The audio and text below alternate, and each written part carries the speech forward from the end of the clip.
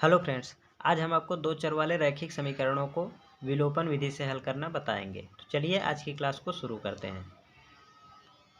इसमें हमें दो समीकरण दिए गए हैं, x/2 plus y 2y/3 is equal to -1।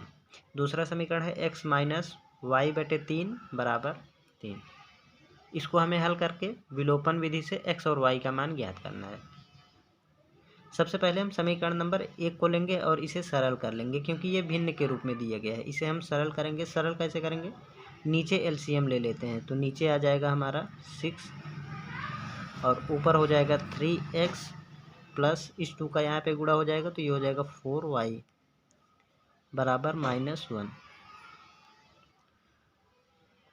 3x plus 4y बराबर,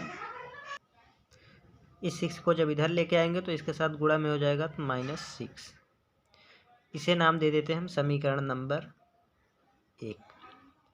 अब हम समीकरण 2 को भी यहाँ पे, ये जो दूसरा समीकरण है इसे भी सॉल्व करेंगे।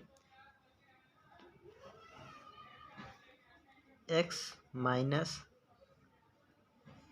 y/3 is equal to 3। यहाँ पे जब एलसीएम लेंगे तो इसके साथ ये 3 गुणा में हो जाएगा, तो 3x माइनस y पूरे के बटे में 3 बराबर 3। इस 3 को इधर भेजेंगे तो ये हो जाएगा 3x माइनस वाई बराबर 3 इंटू 3 9। ये हो जाएगा समीकरण नंबर 2। इसी समीकरण को हम यहाँ पे लिख लेते हैं और समीकरण नंबर 2 नाम हम यहाँ पे दे देते हैं। तो ये हो जाएगा 3x माइनस वाई बराबर 9। ये है समीकरण नंबर 2। आई होप कि आपको यहाँ तक एकदम अच्छे से समझ में आ गया होगा। अब हम यहाँ पे विलोपन विधि का यूज करेंगे।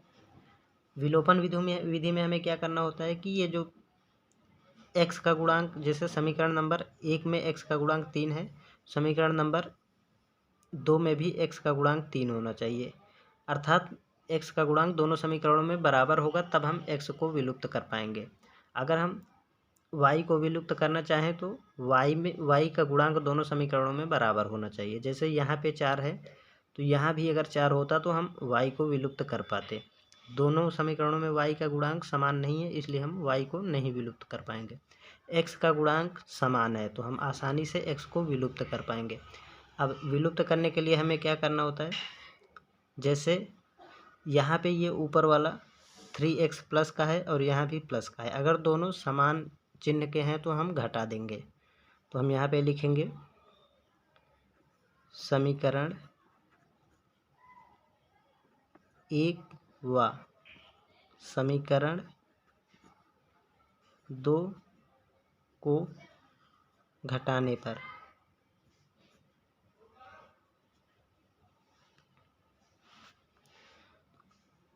(3x प्लस 4y बराबर -6, 3x माइनस y बराबर 9।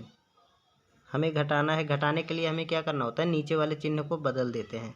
जैसे यहाँ पे प्लस है तो हम माइनस लगाएंगे, यहाँ इसके पहले माइनस है तो यहाँ पे प्लस हो जाएगा।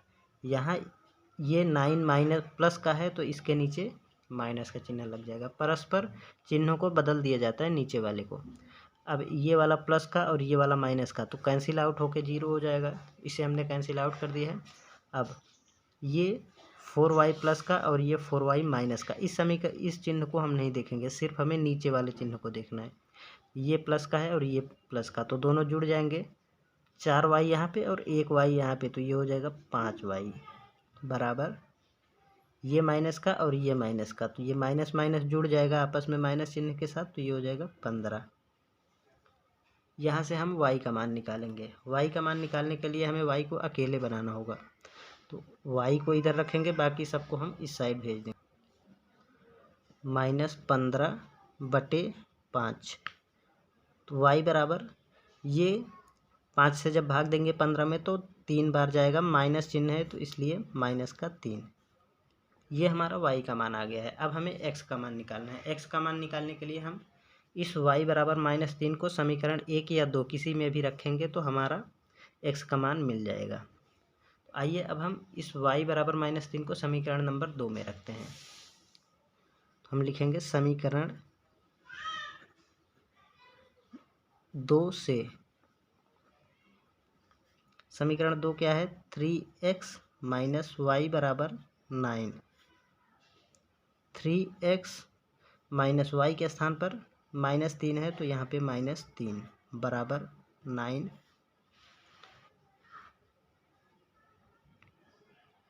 3x minus minus plus, plus का 3 बराबर 9।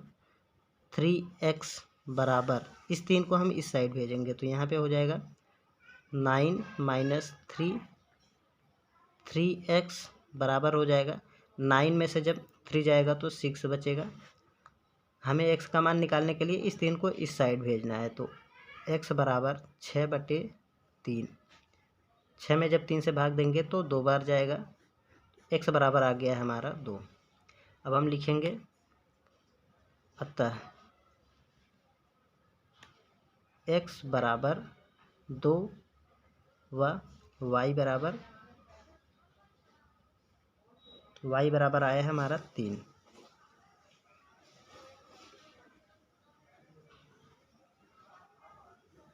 ये हो गया हमारा x और y का मान। आई होप कि आपको ये प्रश्न एकदम अच्छे से समझ में आ गया होगा। मिलते हैं नेक्स्ट वीडियो में, तब तक के लिए जय हिंद।